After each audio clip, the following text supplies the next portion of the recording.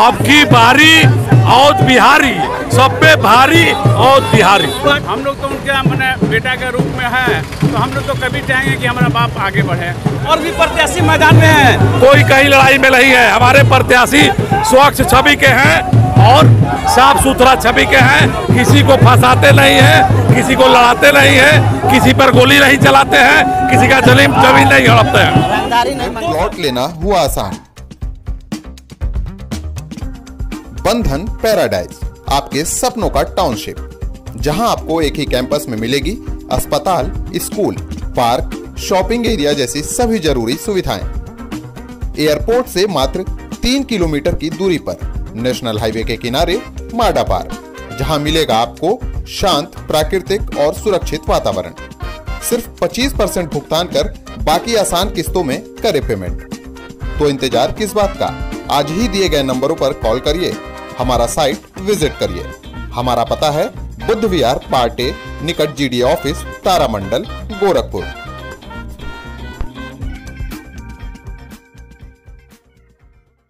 नवजीवन emergency hospital, हमारे यहाँ ICU, ventilator, hot संबंधित, बंद स्पेशलिस्ट, एक्सीडेंटल ऑपरेशन, एक नॉर्मल डिलीवरी हेतु अवश्य पधारे। मिलने का पता डॉक्टर कॉलोनी, बिंदुसार बुजुर्ग, शिव मंदिर।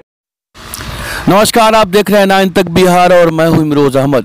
सीवान से राजद से टिकट लेकर पहुंचे अवध बिहारी चौधरी एक सप्ताह पहले ही टिकट मिलने का कर चुके थे ऐलान। विधानसभा के अध्यक्ष रह चुके हैं अवध बिहारी।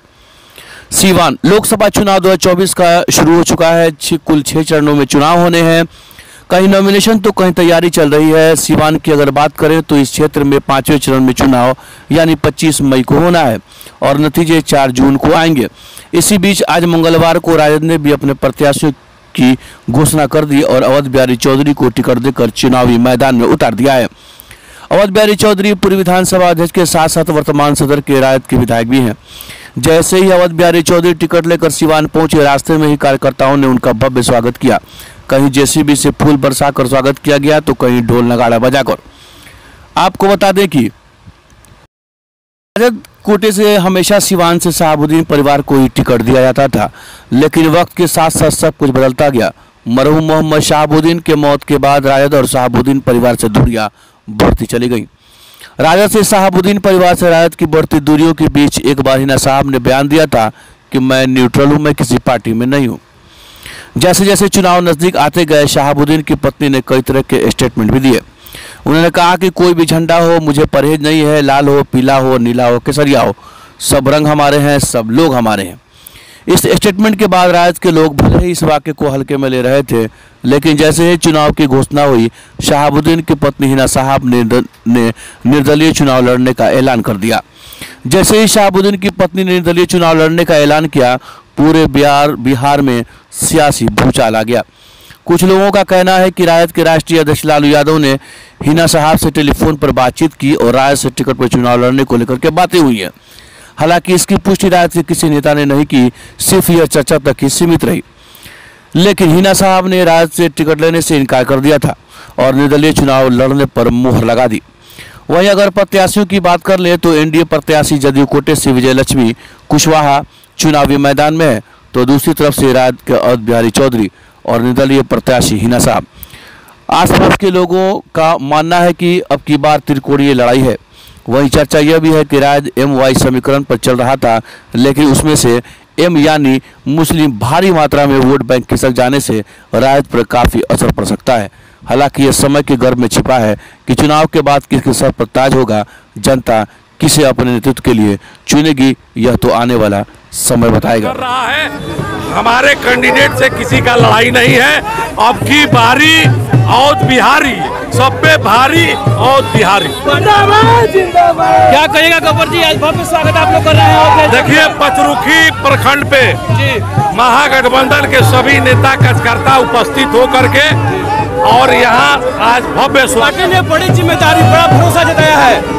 हाँ, एकदम निश्चित पूरा किया जाएगा। पार्टी के विश्वास के साथ खरा उतरेंगे। और भी प्रत्याशी मैदान में है, कोई कहीं लड़ाई में नहीं है। हमारे प्रत्याशी स्वच्छ छवि के हैं और साफ सुथरा छवि के हैं। किसी को फंसाते नहीं है, किसी को लड़ाते नहीं है, किसी पर गोली नहीं चलाते हैं, किसी का जमीन नहीं हड़पते हैं। तो सब संदेश क्या रहेगा जनता को? संदेश जनता से आग्रह निवेदन करेंगे कि एक स्वच्छ प्रत्याशी को वोट देकर दिल्ली भेजें। लोग लगे हुए हैं और जय चौधरी पर फिर पार्टी ने एक बार विश्वास जताया है। देखिए, हम लोग स्वागत में नहीं लगे, सिवान जिला का लोग स्वागत में लगे हुए हैं। सिवान जिला का लोग स्वागत में लगे हुए हैं, यहाँ की पब्लिक लगी हुई है। हम लोग तो सेवक हैं, पब्लिक का सेवा करते हैं लोगों की। जी, ये तो अब हम नहीं कहेंगे ना, क्योंकि आप लोग कहिएगा कि भाई समर्थक है तो भारी भीड़ दिखा रहा है, लेकिन आप लोग स्वयं विचार कीजिए कि हाँ भारी भीड़ है। लाया गया है, फूल की वर्षा कराई जाएगी। ये जनता का खुशी है, ये किसी का खुशी नहीं है, ये जनता का खुशी है। जनता अपना मन मिजाज जो बनाती है, जेसीबी लगाए, डंपर लगाए, क्या लगाएगा, आप नेता को तो भाई कहीं ना कहीं पार्टी ने बड़ा फिर विश्वास जताया है। जी, पार्टी का बात जहाँ तक है तो वो नेता बताएंगे। हम लोग सिपाही हैं, कार्यकर्ता हैं। कार्यकर्ताओं में कितना उत्साह है और बिहारी चौधरी के आने से? नहीं, वो तो बहुत ज़्यादा उत्साह है। अब हम वही ना बोले कि आप लोग कंक्लूजन कीजिएगा तो आप लोग को स्पष्ट मिलेगा।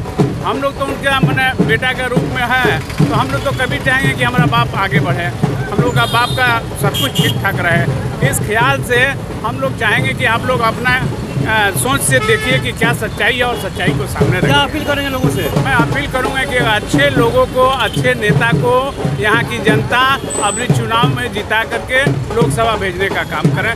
मेरा करबद्ध प्रार्थना यही होगा कि हर समय सीवान पिछड़ा हुआ है और आज पिछड़ने का मौका न दें, और सभी लोग से अपील करेंगे कि एक अच्छे नेता का चुनाव आप लोग करके सीवान जिला को गणमान्वित करें।